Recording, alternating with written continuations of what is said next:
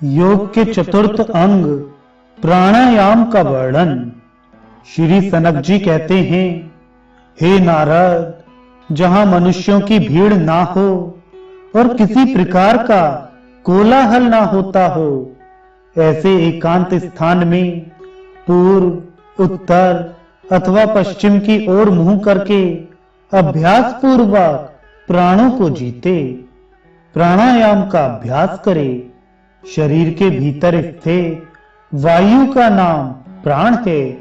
उसके विग्रह अर्थात वश में करने की चेष्टा को आयाम कहते हैं। यही प्राणायाम कहा गया है।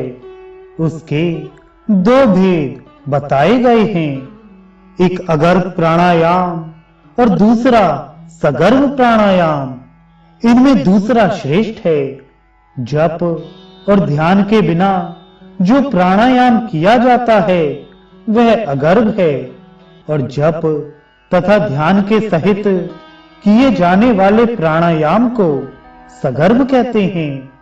मनीषी पुरुषों ने इस दो भेदों वाले प्राणायाम को रेचक, पूरक, कुंभक और शून्यक के भेद से 4 प्रकार का बताया है। जीवों की दाहिनी नाड़ी का नाम पिंगला है। उसके देवता सूर्य हैं। उसे पृथ्वी भी कहते हैं। इसी प्रकार बाई नाड़ी का नाम इड़ा है, जिसे देव योनि भी कहते हैं। मुनि श्रेष्ठ, चंद्रमा को उसका अधिदेवता समझो। इन दोनों के मध्य भाग में सुषुम्ना नाड़ी है। यह अत्यंत सूक्ष्म और परम गुह है। ब्रह्मा जी को इसका अधिदेवता जानना चाहिए। नासिका के बाएं छिद्र से वायु को बाहर निकाले। रेचन करने के कारण इसका नाम रेचक है। फिर नासिका के दाहिने छिद्र से वायु को अपने भीतर भरे। वायु को पूर्ण करने के कारण इसे पूरक कहा गया है।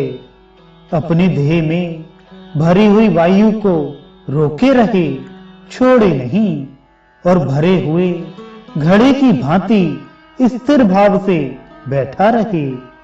कुंभ की भांति स्थित होने के कारण इस प्राणायाम का नाम कुंभक है।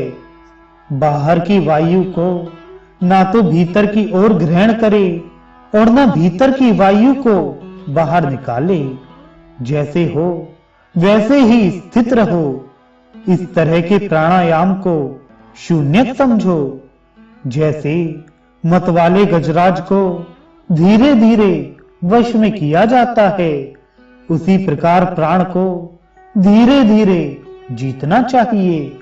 अन्यथा बड़े बड़े भयंकर रोग हो जाते हैं।